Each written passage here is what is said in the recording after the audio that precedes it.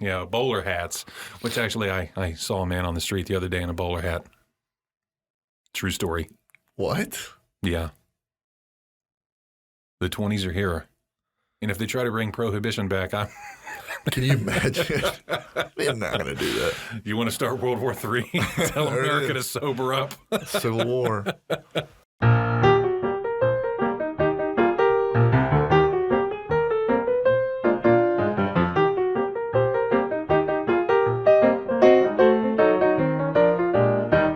And we're back. We're back. Season 2. From outer space. Yeah, I hope everybody had a good holiday. This is your server, your co-host, Mart'in. And joining me, I'm joining him, we have the amazing, the golden voice, the man, the myth, the legendary, River Sullivan. Ladies and gentlemen, a round of applause for the man. How are you doing, River? If you could keep talking like that, I need you to, because I was almost at the station, if you know what I mean. Okay, cool. The train was almost at the station. I was almost there. Okay, awesome. You had a good holidays? Yeah. Awesome. What was it? We missed Christmas on here. I mean, we put out that little message, but Which was really heartwarming. It was very heartwarming. My heart was touched. I was unable to do anything for New Year's because 2019 gave me one last little gift. Got bit by a deer tick, the Lyme's disease. Yeah, not good. Not good. Undergoing treatment for it. I'm on some really groovy antibiotics right now and feeling loads better. Good. Like it was bad. Like I was driving to the other job the other day and rolled my window down at 60-some miles an hour and threw up out the window. Nice. Just kept driving though. That's a beautiful I story. think I hit a tractor trailer with it. That's a hell of a way to start the year, huh? Yeah, 2020 starting out here real good. What is it? World War III. Oh God. Australia's on fire. That is very sad. And there was a news article that came out that said Epstein didn't kill himself. What? Yeah, like there was some autopsy that happened, and they were like, they said like the marks don't line up with the ligature or whatever to him hanging himself. With what they found, that they said was what he used to hang himself. Okay. There's another tragic news. Puerto Rico. They've been experiencing a lot of earthquakes lately. It's been shaking nonstop for the past 2 days, I believe. What is? Puerto Rico. Oh. Yeah, pretty much all the Caribbean islands. It's been a bad week for them. A lot of people losing their houses and stuff. They're not catching a break. No, they're not. They're just now recovering from the hurricane. I was gonna say the hurricane wiped out everything there. Yeah, now they're getting the earthquakes. So, well, we'll see what happens. But the world's not in a good start for this year, if we're gonna call it that. But fret not, we're gonna make it better here. Once you listen to this podcast, you're going to be like, you know what? Nothing else matters. This podcast is amazing. What are we talking about today, River? So we're going to be talking here a little bit about things that kind of resonate mainly with people like us. And apparently some of the followers that we have here now are some avid gamers. Good. Maybe it had to do with, I guess, we pleased the algorithm gods when we were uploading the first episodes and had a lot of game footage playing. Well, with the whole COPA laws and everything going around to change that over, now we have the scenic fireplace, which is the wood burner from Casa Sullivan. So anyway, going to be talking about some of our greatest moments in gaming, the greatest moments in gaming history that maybe we've experienced, seen. Oh man, I have a lot of those. Whether it be award-winning on like the national or worldwide scale, or just something that resonated deep within you. Right. What do you want to talk about? Well, I've always have a game that's with me all the time. Pokemon. I'm gonna say it's probably the first game I ever played on a dedicated handheld console or on a console at all. But like Switch? No. I'm talking like the old Pokemon on the Game Boy Color. Okay. Yeah. I had the old Pokemon on the old Game Boy. Yeah. I played it on the brick. Yeah. I mean, that was pretty much the first time I played a full video game. Because before that, I played. I was in, I believe, first grade, and we had this computer class. But the teacher she didn't really care. You know what I mean? Wait, what kind of computer did you have then? It wasn't even mine, dude. I didn't even the have school a computer, though. Yeah, it was like the big, you know what I mean, the fat, heavy monitor computer with the the big chunky keyboard and the mouse that looks horrible. That's what I'm talking about. I'm feeling my age right now because you're talking about that was your classroom computer. It had the chunky keyboard, and then you're like, that's probably your home. It had a mouse, and I'm like, yeah. We had when I was in grade school, man. Like I'll never forget, like second grade, we had the Apple II. Oh dear Lord! The green screen, Is like that green, like not even it was like bars, like barely was even pixels. That one didn't even had a mouse, did it? No, there was no mouse. Oh my! You had God. like that 8-inch floppy drive that you had to shove in there, and like you would like smash down like you were closing the trunk of a car. Oh God! We always played Oregon Trail, and everybody died of dysentery. That's one of them. Well, it's not point and click because you have no mouse. It was all keyboard. Oh my God! Hey man. Well, I played. Technically, the first game I ever played was Space Invaders on the computer, and it was on that class because the teacher, like I said, she didn't really care. So we had. Yeah, when I was a kid, Space Invaders was still an arcade game. Yeah. Like before, like little was like arcade. Mm-hmm. Like you had to go pay a quarter. Oh, I know. I've been to a couple arcades when I was a young little lad.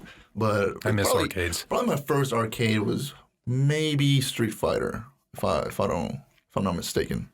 I used to play the hell out of it. But I come to realize that because I used to play with my older cousin, and now that I'm older, I realize that I don't think I was playing because I remember him putting a quarter in his side, but he never did on my side, and I never had any quarters. And you but just I was sit there and playing, smacking the buttons, and I'm like, okay, awesome. He's probably playing the computer. So he's probably playing the computer, but he's like, here, you can play. Making you feel good. Yeah, and I was feeling amazing. Sometimes I won, and I'm pretty sure he was just tricking me. But does that count as me playing that? Because I had fun. I remember it as I was playing. Technically, yeah, I think so. Wow, I was tricked. But lately, for example, 2019 Game of the Year has been voted mostly. What's this game called? Sekiro. Shadows Die Twice. Okay, I was about to ask and be like, are we speaking of Daddy Hideo? No, he didn't. He got a bunch of awards, but he didn't win. He didn't win Game of the Year. No, which I mean, let's be fair here. This was his first game as a solo producer, director, what do you want to call it? And he was nominated, or his game was nominated for being to be Game of the Year. Yeah, and that's a pretty good. Good achievement if you ask me. Well, I'm glad then because here's the thing, I still haven't beat Death Stranding. I like that game, and there are parts of it that I love that really contribute to the immersion factor of it. And now that the part is, did I tell you I finally got weapons in it? No, you didn't tell me this. I unlocked the assault rifle, and I'm like, hell yeah, because there's those bandits on the road and everything. So I got to make a run, and I'm like, I'm gonna throw an assault rifle on my back because now I'm gonna be ready. And I completely forgot. In the computer, Daddy Hideo made it so he reminded us. And the guy Die Hard Man contacts me. I'm on a motorcycle I'm on this highway that I built, and I'm doing this run. And I'm like, yeah, I'm ready. And it was your little Kodak rings, and it's like, Sam, just remember, you can't kill anyone. Guns are off the table because if you kill someone, they necrotize and create a void out. The giant nuclear explosion. Oh. So that's why they have to burn all the bodies. And you have to burn everybody has to be burnt within 2 days, and then it necrotizes and explodes. So I was like, well, shit. So I just threw the assault rifle away because I couldn't use it. Wow, that's And then I unlocked the less lethal assault rifles, the rubber bullet AR. Okay. So I started packing those. But yeah, it didn't win Game of the Year, which I was happy for because you said the guy that runs the Video Game Awards was in the game. Yeah, but here's the thing with that. And I'm to blame on this too. I was very biased because I was like, well, he's in the game. Of course, that game's going to be nominated because he's the guy that runs it. But in reality, all the games that get nominated, all the votes is half, I believe, or I don't know exactly the percentage of the people's vote because you can get on the internet, you can vote, but the other half is from the gaming critics, and they have a bunch of games. I mean, there's a bunch of people YouTubers, bloggers, big editors. This is a group thing. It's not just him nominated in the games, so that makes it a little different when you look at it that way. But still, it doesn't look good when the guy running the Game Awards that it's in the game and that game gets nominated to be Game of the Year. But again, it's not in his power. Yeah. If that makes sense. But yeah, Sekiro. You haven't played Sekiro, have you? That's the samurai one, right? Yeah, you're a Shadows die twice. Yeah, or well, something technically, like that. you're a shinobi, which is like a bodyguard for the prince. Oh, okay. And he gets kidnapped, and now you have to get back to him or whatever. But it's very heavy on story. But the game, I've seen people play it, and it looks amazing. it is. It's probably. I'm gonna go ahead and say it's probably the best hand-to-hand combat in any game. Yeah. Yes, I've never. It's very polished, man. And whenever I heard you gotta be on point with your button game. you have to know your enemy. You have to know how to read their moves, because whenever you hit the block button, and this game is about parrying. Yeah, it's all about timing. Yeah, you can dodge, but it's not going to help you very much. Most enemies, their attacks are going to reach you even if you dodge. So you have to parry that attack or block it or whatever. But the thing is, whenever you push that button to block or parry, Stamina drain.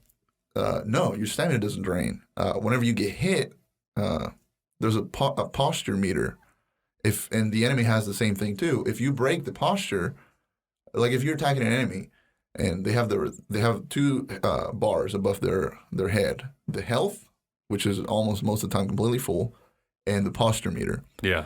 Whenever you attack, the enemy's going to block, and you're going to be able to break their posture. And once you completely break it, then you can come in for a final attack. And usually the final attack is just going to kill them immediately. So pretty much. Is it like a QTE or?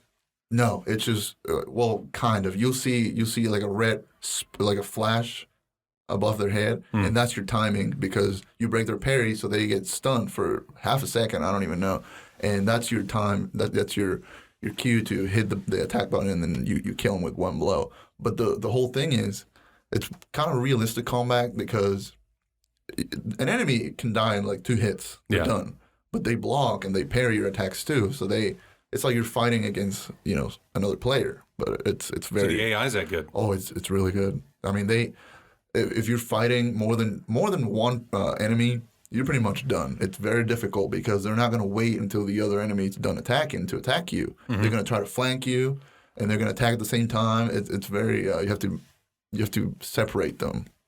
But okay. It's a very, whenever you die, it's pretty much your fault.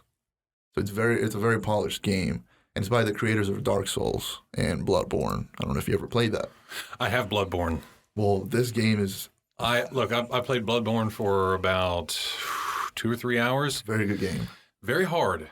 Mm-hmm. Very hard. And you got to be slow and methodical with that game. You have got to make sure everything's on point, not just your parry block game, but you got to make sure your stamina is good, you got the items you need. So imagine... You're always looking, because those dudes, like, nobody makes a sound in that game. No. So imagine like that, but you're a ninja. So, well, not a ninja, like shinobi, but pretty much the same thing. And it's going to be difficult for previous players of Dark Souls and Bloodborne because it's the same game mechanics, right? Except you don't have stamina meter. It's a posture meter. It doesn't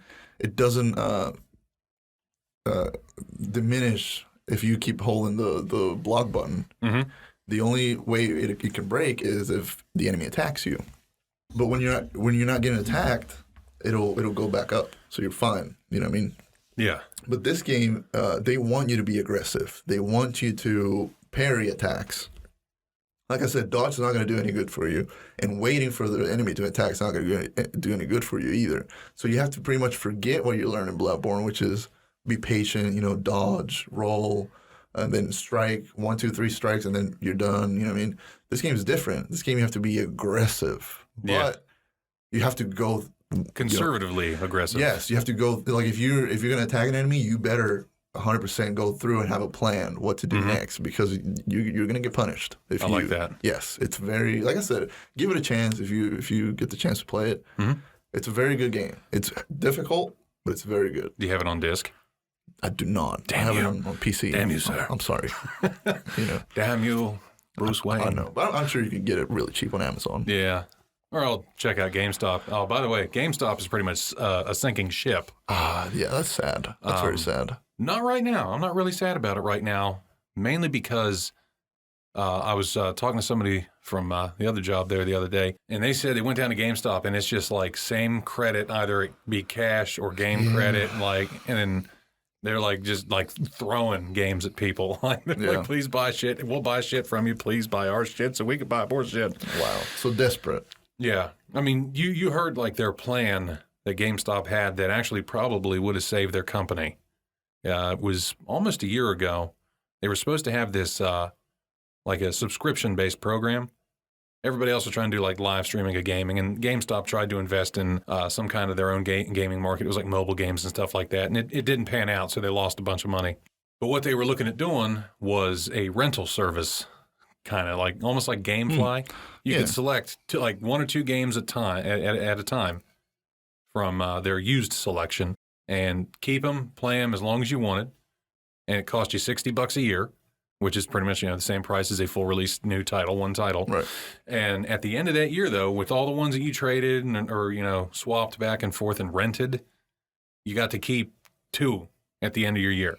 Okay. Like, you can go back and be like, I like this one, I'll keep them. And then you can have those. That's not bad. Yeah. That's not bad at all. They nixed it. I don't know why, but they just shut it down. I believe it had something to do with the CEO swap that they had. They had a new CEO that came in. Yeah. And he was there for like 3 months and just said, fuck you, I quit. Like, it just left, took his little retirement check or whatever from 3 months, which is probably more than you and I will ever make in our lifetime. Yeah. And just 86'd on out of there. So yeah, I'll definitely have to check out Shadows Die Twice. Yeah, it's because I'm a big fan of like Japanese culture and the samurai. Like, love it. Yeah, this is very heavy into Japanese mythology. I mean, you fight a lot of humans, but there's also like monsters. We've talked about that, the Hagakure on the Lost episode that you guys will never hear because it just didn't make it. We ended up getting too in depth into it, and well, too bad. It just didn't make it. So, upcoming games for 2020. I have in my sights that Dragon Ball Z Kakarot one. I think it's coming out. It's coming out this month. Not familiar. So it's a Dragon Ball game, one of many. But this one is a little bit different in the sense that it's an open world, more like open area RPG type of game. And you play through all the sagas, like the Cell Saga, Majin Buu Saga, Frieza. But you play, you can. It's like an open area. You can hunt, you can fish. It's very strange. And I don't know how I feel about that. Like, right? I've seen that happen before with other anime-based titles. Yep. Like Naruto did that, and it just didn't. Yeah, but the only ones like the Naruto series ever nailed gaming-wise was the Ultimate Ninja Storm series, and those were immaculate. Yep. There's this year we have Gods and Monsters coming out from Ubisoft. When does The Last of Us come out? I believe. Isn't it this month? No, next month. Isn't it February? Something comes out in February. I think they moved it to March. Let me see.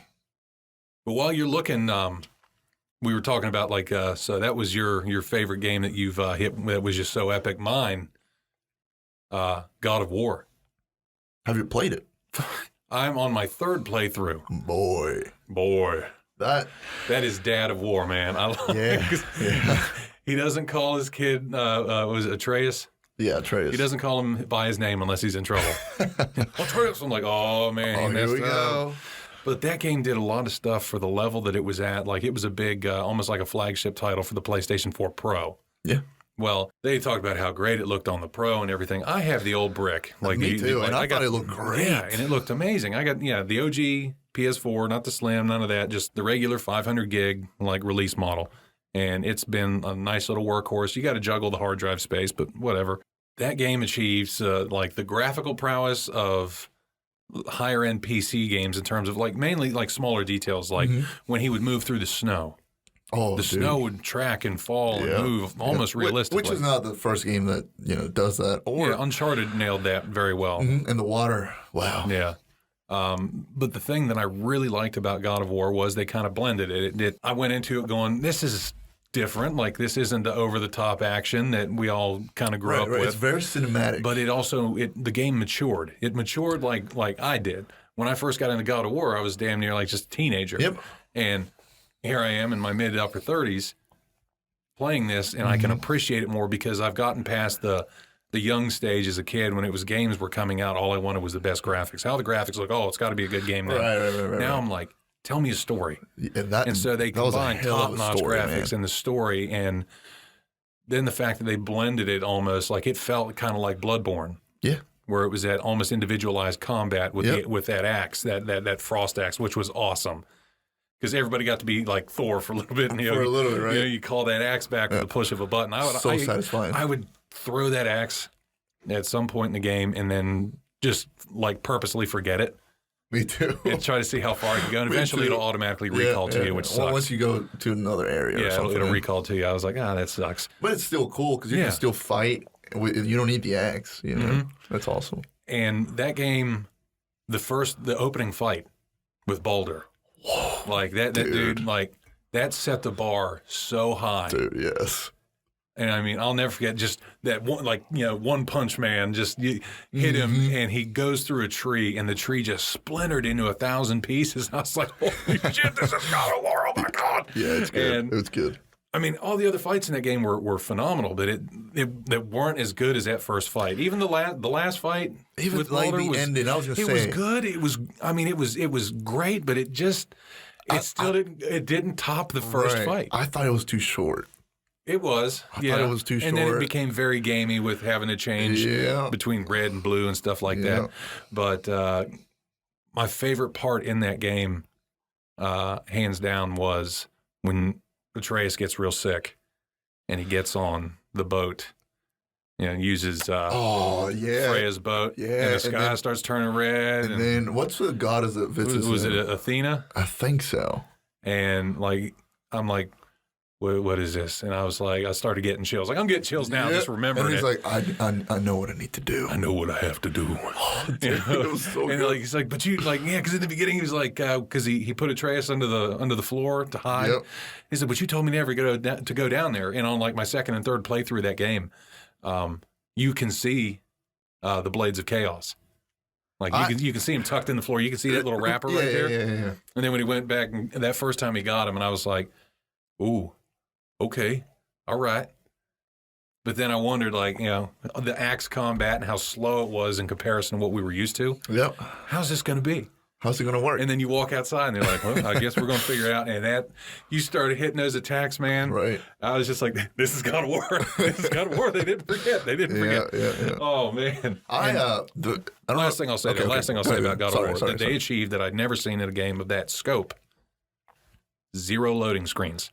I was going to say from that, dude. start to finish. Yes. The camera never broke. It's like a one-shot type of thing. Yeah, it was like a one-shot movie, man. Like there was nothing, no loading except for in the very beginning to initially boot up the game.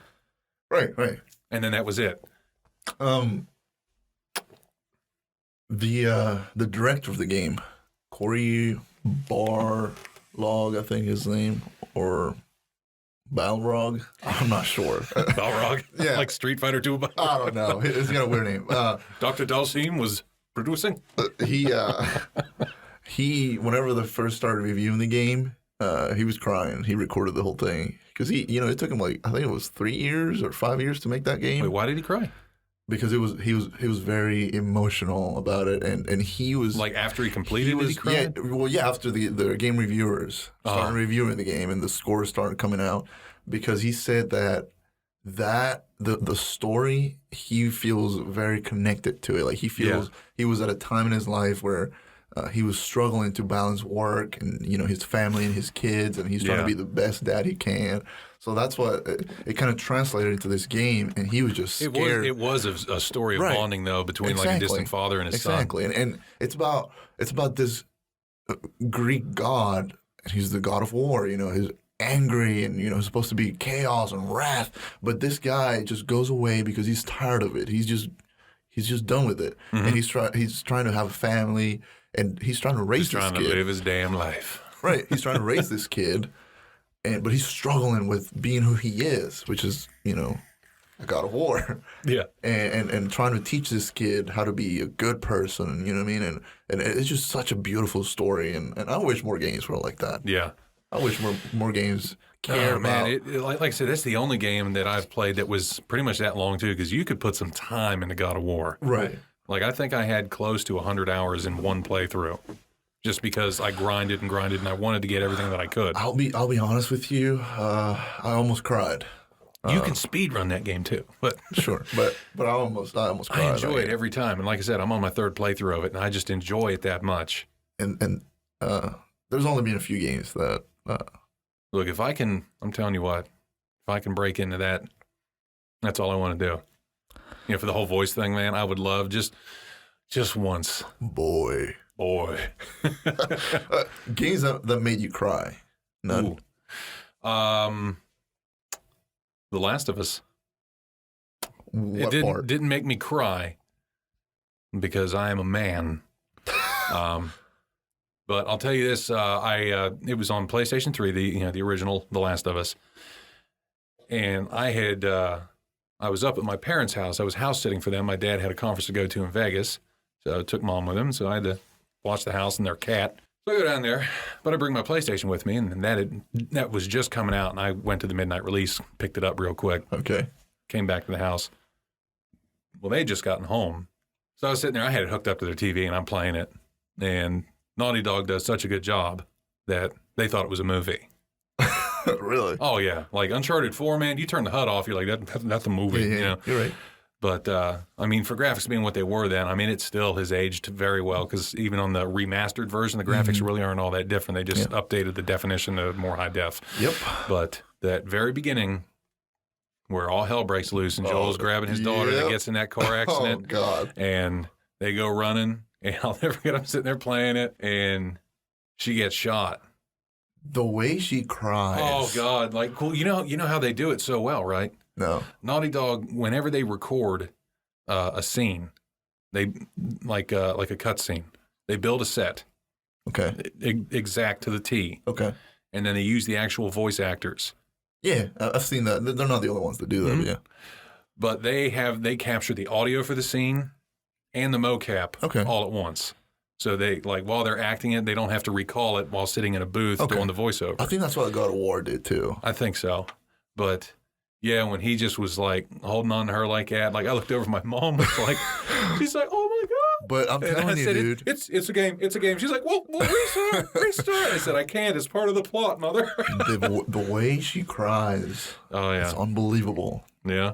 Well, it's believable. It's a very good game, dude. Yeah, that was rough. That part was rough, dude. Yeah. And that's the beginning of it. That set the tone, though. You were like, never have I ever seen a game that within 20 minutes can set the tone. Well, not even that, but put you in the shoes of the main character. You already feel invested. Like you feel what he went through. Yep.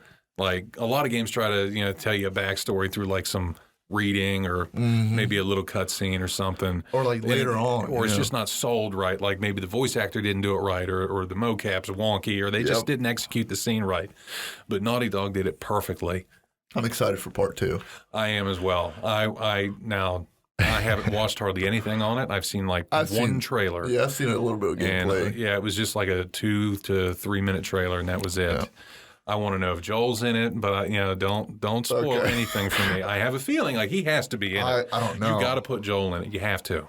Well, listen. If they kill him, though, I'm going to be super pissed. Or maybe just to be ironic, they'll kill him in the first 20 minutes, and then I just won't play it. Yeah, I mean, I don't know. There's so many ways they can go with that, and killing him was one of them. And I wouldn't be mad. Depending on how they do it, though. I wouldn't be mad. If he goes out, he better go out like a boss. Like it'd be like, you know what? Yeah. All right, you earned it. The Witcher 3 made me cry. Which part? You beat the whole game, right? Yeah. Whenever Vesemir dies or he gets killed. The elf dude? What? Oh no, the old man. Yeah, old man. Old man Vesemir, man. Yeah, that did suck. They're in that battle. Didn't move me to tears, but... Oh, I was in fucking tears, especially whenever they're burning the game him. I was playing, it still had so many... There was some glitches in it, like some bugs. That's sad. And bugs, it kept breaking the immersion for me. Oh, no. Well, whenever I played it... I felt it. I was like, God, that sucks. I liked him. Well, I was fine until they're all crying, and then Geralt's fine, and he said... don't you worry, no Witcher has ever died in bed. You know what I mean? And I was like, damn, that's when it hit me. I was like, fuck, dude, that's. Have you watched the series yet? I've only watched all the way through episode 2. I've only watched the first 30 minutes of episode 1. I do not like it. Yeah, I think it's bad. I'm not gonna. I'm not gonna judge anything on it yet. I haven't watched it other than the first 30 minutes, which were extremely slow. And too much exposition, I think. Well, I was told after the first 30 minutes of the show, it picks up, but I haven't watched it yet. Me and her, we just got done watching season 2 of Lost in Space because. Shut up, that's a great show. Have you watched it? Yes. Not season 2, season 1. I hate season 2 sets up, man. Listen, season 1 was a good setup to season 2. This is my problem with that show, okay? The robot. He looks plasticky, and you can tell it's a dude in there. And you know what? Whatever. But it's just... And everybody's so retarded that to the fact that what's her name? Doctor or whatever? Dr. Smith. She's not really a doctor. Dr. Smith. Yeah, but everybody's so, like, dumb and naive. Like, you're supposed to be the best that society has to offer, but they're all falling for her. Scientifically, they're all book smart. They don't have the street smarts, though, to ward off. She's a con woman. And here's the thing. Season 2 actually brings in and shows how she is so good.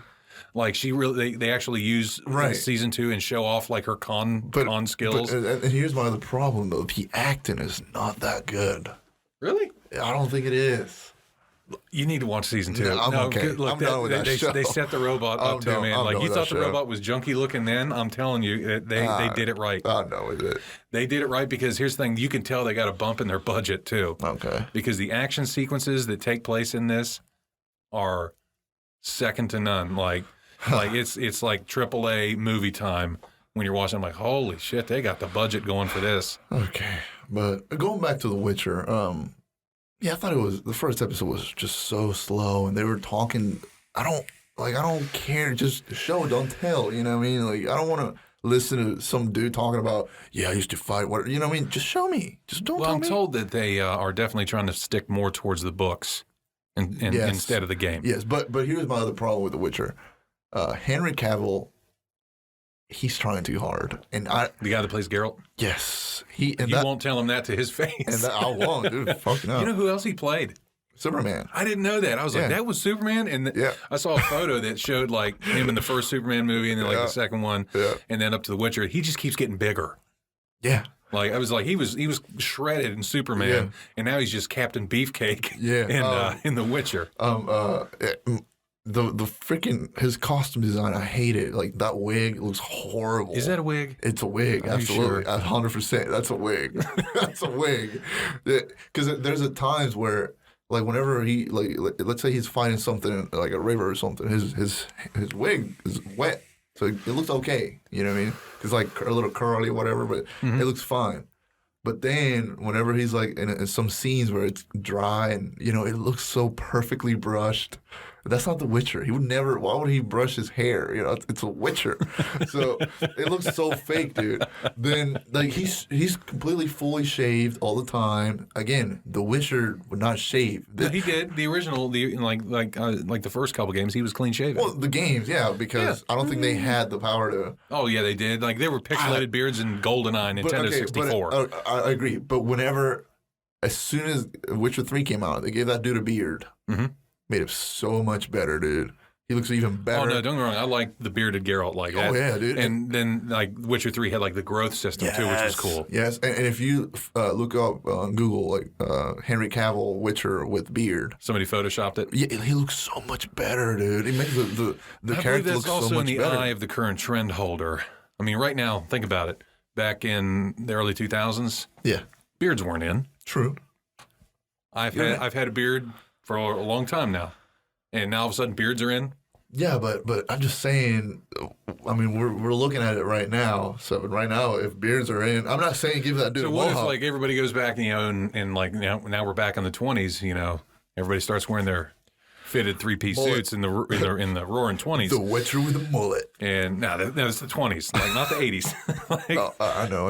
In the roaring 20s, we're all wearing flappers again and bowler hats.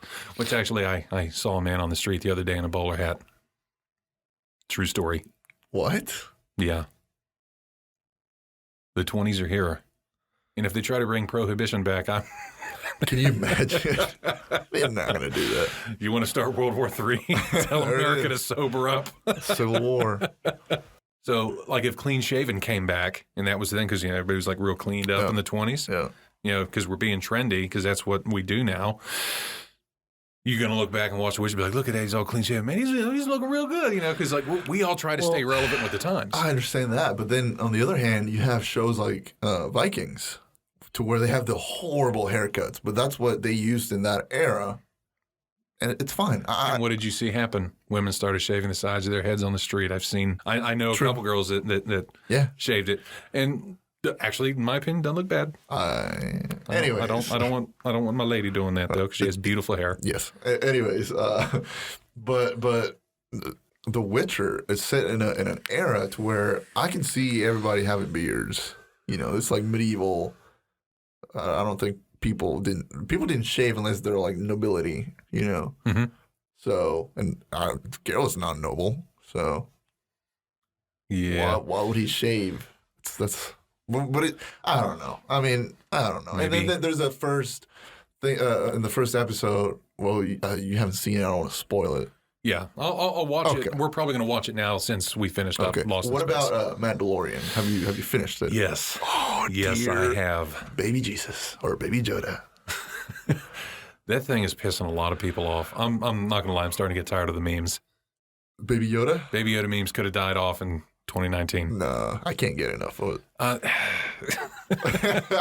Then, there's the new one now that has like the corn silo with the Yoda hot air balloon, like looking down. Those are good ones. What a good show, though. There's a couple episodes. IG-11 is my homeboy, man. Yeah, was. I mean, yeah. Anyways, there's a couple episodes where I was like, this is garbage. Like the one, I can't remember the name of that episode. I think it's episode 5. With the bounty hunter, the young bounty hunter? Yeah. John Favreau did not write that episode. I know. And it shows. Was so bad. It was so bad. I mean, it was okay. It was if this series were longer, I would have said, oh, that's just blatantly a filler. It was so bad. I'm not saying it was good. I'm just saying it wasn't terrible. After that one, my second least favorite was probably I think episode 3 or episode 6, to where he goes. Because episode 3 is where like the village people that he helped. Well, episode 3 then. Yeah, that's my least favorite one. I didn't mind that one. Oh, I didn't like it. I liked the cinematography of it. I didn't like it. Now, just how they changed the AT-ST or AT-AT or whichever one it was. And like it had that red dome light on inside of it, which they do in the lore of it. Yeah. But at night, with the windows open, like it actually created like this creepy ass vibe. Spooky. Because it signified though that like the Empire had pretty much officially had fallen, and like other people like people are just buying off like the old weapons. Here's my this episode, dude. This sucks. Like you have this people, right, and they're all farmers or whatever. I get that they're not fighters, but then whenever they're training, that sequence was very cheesy and very. It's been used just so like much. Samurai 7, man. You still need to watch that. I know, but then you have a couple farmers, like they're giving them spears to fight the Empire, right? And they're it's not the Empire. These are just these aren't Imperials. Right. So then there's a couple of them that are holding the spears, like they never seen it. They don't know what. You mean to tell me that this farmer people, they don't know how to stab something. They don't know how to use a spear. That's the stupidest thing in the world. As soon as I saw that, I was like, this episode's Look, man, dumb. we've been through self-defense training in the real world, and you've seen some of the people that do it with us. True, but... And they don't hold the stick but right. It's a stick, dude. I mean, we had a stick. With a pointy end. It's a spear, dude. This is the most caveman primitive thing. I remember some of the weapons training I had, man. I was lucky that these people were just facing the same way as me. Oh, God. I don't know. But overall, and then my other weakest episode was the one where he goes with this crew to bail this dude out. I like that because Bill Burr was in it, man, and I did not know Bill Burr had that side to him. I knew it was in there, but I didn't like it because the 2 alien people, or the 3 alien people, the big... They turned Mando into friggin' Batman in that. Are you kidding me? Yeah. Like, the lights were flashing. He's like, there, and he's gone again, he's there and gone again. Like, turns around, there he is, like, right in your face. I was like, yes, this is what he's supposed to be. I don't know, dude. See, I don't... To me, he is just another Mandalorian. He doesn't have to be a special super fighter type of dude. I'm cool with him, like, missing a bunch of shots and, you know what I mean, like, getting hit. But that's not the way, man. That is not the way. That's not the way. But they were trained as children. True. Like, they're child soldiers, but most of them willingly went into that. True. And they're supposed to be, like, really elite for what they do. And it shows. It shows, yeah. You know who else really showed it in that show? Who? The I guess their priestess or whatever you want to call her, the shaman of the Mandalorians, the Smith. Oh, she's there with a hammer and pliers and just beats the dough shit out of like 6 stormtroopers. Yes. She's like, I'm like, we need more of that. I did like a lot that they barely showed his face. You only get one scene with his face. And it was because... That line IG-11 pulled on him, too. You know, like, no living man, I'll kill you. He's like, I'm not a living thing. Yeah, as he removes his helmet. Yeah, and I was like, because this is a Bacta spray. Like, if you don't know the lore, or if you haven't seen this show, Mandalorians... Well, first of all, we've already spoiled pretty much the whole show for you. Sorry. Mandalorians, if they take their helmet off, I think it's every single piece of armor, or any piece of armor. If they take it off, they cannot... It's just the helmet. Oh, is it just a helmet? Yeah, like, you cannot... Like, they can remove their armor and shit, but they're never supposed to take any of it off. Okay. Well, they can take it off, but they cannot do it in front of a person. If they take it off, somebody sees their face, the helmet they cannot wear it again. They're disgraced, yeah. They cannot wear that helmet again, which is awesome, because that's the religion, though. It's not It's not just the race. That's the religion. But then... when he's in that village, and he's like, no one can see my face. Here, we left you some food. And then he hangs out to eat his lunch in the open window where all these children are playing, and you see the helmet get set down. I'm like, what the fuck? Yeah, you're right. I'm like, don't look at him. Don't look at him. Like, oh my, he probably went like off camera. Hey, don't turn around. Or he's like this, got one hand up to his face. He's doing the John Cena, just, while he's spooning food into his mouth. Or he's got a paper bag that says, I'm not famous. He takes it off and he's got a ski mask on. It's just like the mouth. Just eating delicious food. Dude. But do you think Baby Yoda is going to be a Mandalorian? I mean, he pretty much is. They said he's going to be a foundling. Yeah. That's a Mandalorian. Yeah, she was like, you'll take him under as your foundling. And I'm like... This is either going to be really awesome and or scary or just shit. Bad. But it'll be cool to see Baby Yoda with like a Mandalorian armor. That'd be badass. But I don't know. I don't want to. I think that would look stupid right now. You're right. My dog would look cooler in Mandalorian armor. I did like his logo. His insignia. All the your signet. Mudhorn. Was that the Mudhorn? Yeah, it was the Mudhorn. That's awesome, dude. That was awesome. So here's the thing, though, about that. That show has created, for me, what I hated about Sons of Anarchy. What? Like, I rode motorcycles, and Sons of Anarchy came out, and everybody became Jax Teller and just made motorcycle, like the world of riding motorcycles for me, just a little shittier because there was a lot of douchebags out there now. So I have the Mandalorian patch and stuff like that I wear on my jacket because I've been around this and followed a lot of it for my whole life. I enjoy it. I'm a nerd like that. Yep. There are so many people walking around going, yo, Mandalorian, Baby Yoda. I'm like, shut up. You shut up.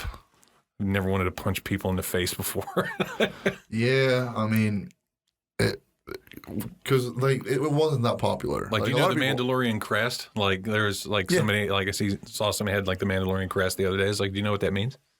That's the Boba Fett. I'm like, no, it doesn't. It actually that's they used to ride that monster or something, right? It was you're thinking of the Bantha skull. The Mandalorian crest is that one that has like the wheat. It's circular and has like a string of wheat going across it, and it was supposed to be all the colonies of Mandalore, like each piece of this like grain on this piece of wheat represents every colony in Mandalore, and then the drop it maintains like their dedication to cause. I've never seen that before. Yeah, it's because most Mandalorians were also farmers. Okay. Yeah, it's most prevalent if you look at it on Boba Fett's armor. So why does he have the skull? What skull? Boba Fett. You know, he's got that little... Because he stole Mandalorian armor. Because he's not a Mandalorian, is he? Originally, he was when George Lucas wrote the original Star Wars movies, the old ones. But then, after the prequels were made and then the Mandalorian came out, he changed the canon and said that Jango Fett and Boba Fett were not Mandalorians. Okay. Jango Fett, which was Boba's father, killed a Mandalorian, and they prided themselves in their ability to kill Mandalorians. Oh, okay. And stole their armor. Now, officially, they also said, they're not from Mandalore. They're not of Mandalore, so they're not officially Mandalorians, but Mandalorians are also kind of a religion, so that That's a little confusing. Yeah, you could spin it in the way, too, that possibly in the canon that Boba Fett, so he lost his father, who was not a Mandalorian, stole the armor, took his father's armor, and then became a Mandalorian because this is the way, because he was trained in the arts of killing not only Mandalorians, but Jedi. Okay. Like, they were that efficient. They were really good. Yeah, and that was a clone of him, so I somehow retained all of his abilities and whatnot. I don't know. That's a lot to think about. But all right, guys, I think that's going to wrap it up here for us today. This is a little bit of a shorter episode here. We're not trying to make that a trend. We're still going to try to keep them here around an hour. The weather up this way kind of slowed us up a little bit. We got a decent amount of snow up here. So we'll talk to you here again soon. Thank you for tuning in to This Evening Tonight. I am your host, River Sullivan, and with me, as always, the hetero life mate, my friend, Mart'in. See you guys. All right, guys. Thanks for tuning in. Thanks for stopping by. And until next time, peace out.